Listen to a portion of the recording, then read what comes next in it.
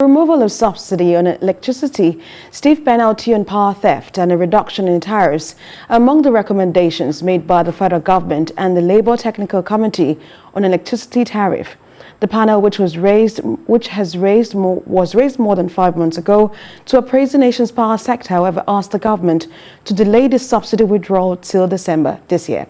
Well, the withdrawal has been scheduled for June. The panel also recommended that the distribution companies, that's DISCOs, should revert to January 2021 multi-year tariff order rates, and it said that the transition to 100% market self-sufficiency should be as from December this year to ease the burden on consumers. Well, let's discuss this. I have joining me via Skype Olusegun Okwade. Is going to be talking to us about the implication of this on the Nigerian populace. It's good to have you join us this morning.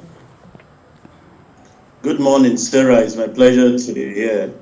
Of course, according what we know as to this 2021 budget is that there is no provision for electricity or petrol subsidy. How do you think this will impact on the Nigerian populace, first off? Thank you very much. If I need to go the route of subsidy, we know what we faced in the petrol sector with the subsidy that never worked. I think what the government needs to do, we should come to terms and let people get in tune to face reality with what is going on.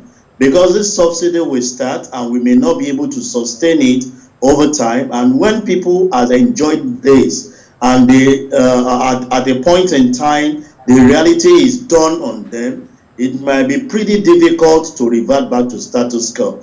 But what we have actually been asking for is put the necessary infrastructure in place, let people pay for what they consume. We've had a challenge, and what is the challenge? Metering of customers.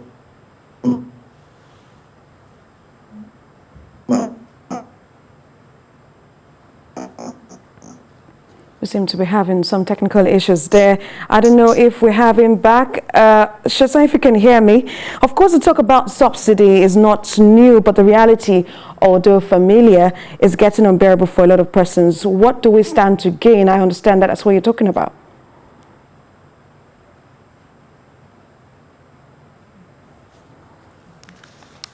Well, I guess we'll have to talk to Sheson about the removal of the electricity subsidy. I understand that he's back on air.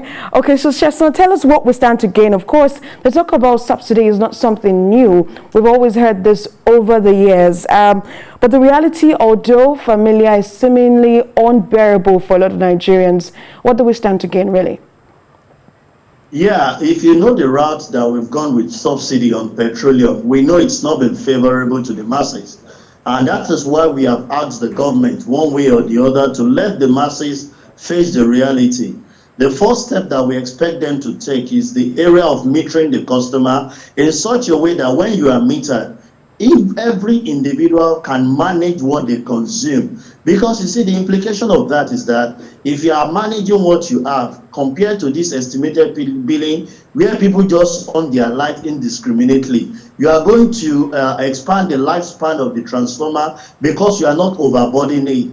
Everybody that is currently on prepaid knows how to manage their consumption. They know how to root out things. So on the part of government coming with subsidy, it's not something that I will support. Let them put the right thing in place, which is metering. Once this is done, every consumer will definitely know what they are consuming. They will pay for it, and definitely they will know how to manage it, which eventually, you see, some of the so-called energy we claim we are consuming are based on wastages because there is nothing to measure what everybody is using. So people just go ahead and on their supply on 24/7 because they feel that at the end of the month they are going to bring crazy bill for me. But if you see the people that are already been installed with prepaid meter, they manage their consumption, which inevitably none of them will complain to you that the cost of electricity is high. So we want to address the government. They have started. We have the NMPP rolling out, which they said they want to give the customer free meter.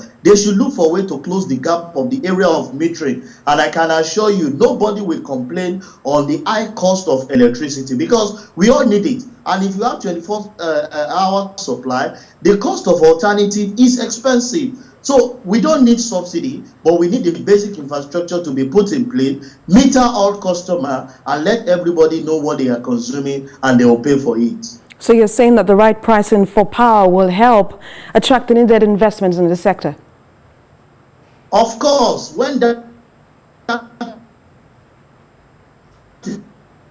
is done, because we subsidize that with petroleum, and this discourage investors from participating in the business themselves. But liberalize the system, let everybody comes in, let people who are into the business sell meters, let everybody be meter. I can assure you, the people that you are advocating for, that the cost is expensive, will definitely know how to manage. But situation where somebody who is on prepaid meter and stays on the same feeder, and is on estimated billing as small as 100,000, and the person on prepaid is doing like 30-40,000, you expect that the person definitely will waste some of this electricity. I still believe that what we are generating and distributing as we speak, if it is properly managed, which is the area of metering.